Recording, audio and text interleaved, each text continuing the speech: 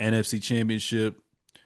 The Rams are going into Seattle. Obviously, the season they had a season split 1-1. It seems like Stafford has, played relatively well against this team in the wins and losses as well too.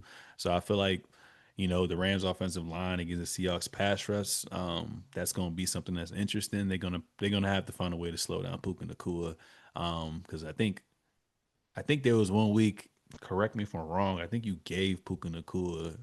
I think you may have gave Puka Nacua Player of the Week, even though they lost that game when he had like 12 catches for like over 200 yards or some shit like that and Yeah, two for sure. touchdowns. So they're gonna have to find a way to slow him down. I don't know how they're gonna do that, but obviously you're gonna have to put Witherspoon, maybe shadow him or implement consistent double teams. But then you got to worry about Devontae Adams as well too. So they've proven like as great as the Seahawks defense is, Matthew Stafford in that offense has more than enough to, uh, you know, put some pressure on Sam Darnold as well too. So I think obviously it's the playoffs and it's the third go around. So I don't think it's necessarily going to be a quote unquote shootout, but I definitely see a situation where it may go down to the wire. So the Seahawks going to have to find a way to pressure Matt Stafford, who isn't as mobile as he used to be, and not really known for being mobile like that. So if Stafford has a clean, if the offensive line can keep the pocket clean, man, I think they can take care of work in Seattle. So this is gonna be an interesting one for Sam Darnold. All eyes on you, brother.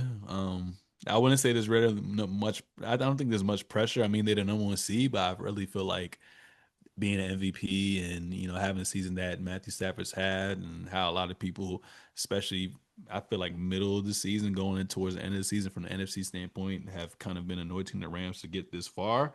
I think all the pressure on them, even with them on the road. But I got a 24-17, 24-20 type of win from the Rams. Okay. Yeah, I mean, I definitely, I think I'm taking the Rams in this one too. Um, the Seahawks are, I mean, the Seahawks are good. They're clearly good. They're here. But I think I'm just still apprehensive to believe in them fully. And Stafford is having a really good year. He has the weapons. I think that he'll definitely play a lot better than Previous two this games. 49ers team they just faced. Oh yeah, Um, yeah, which I think was just overmatched. I don't even blame the 49ers. They, like you kind of said as well, they were happy to make it as far as they did and win as many games as they did. When you look at we're so used to the past several years, them having like the Avengers out there and Kittle and McCaffrey and Ayuk and Debo, and they literally just had McCaffrey. Nobody else is good out there for them right now on offense. So I wasn't surprised that it went the way it went. yeah, But yeah, I mean, it's crazy. I feel so bad for Matthew Stafford because he got on a good team with some good weapons and good defense and has been good every single year.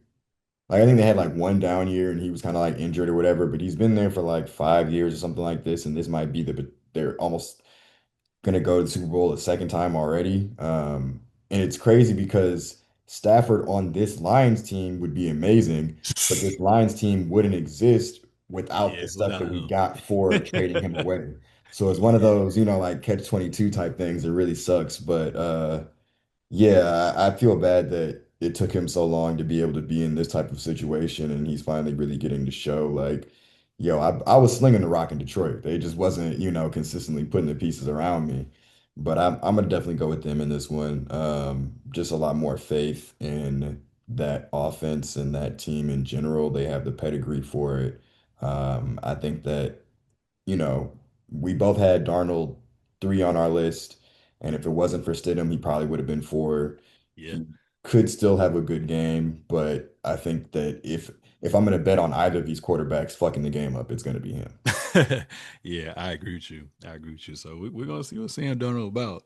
Maybe that defense hold up and he don't really gotta do shit because I think against granted, like you said, two different teams. One team was injury ridden, but it kind of reminds me of last weekend or this past weekend where Jimmy Garoppolo won an NFC Championship game. I think they played the Packers. I can't remember, but he only threw the ball like 10 times or some shit like that. This nigga only threw the ball 15, like 14, 15 times last week. So who knows? Maybe he ain't gonna be called upon, but knowing the Rams, like you said, like you're gonna have to put up some points as well too. So, yeah, I'm excited to see that game. Both games are on Sunday, back to back.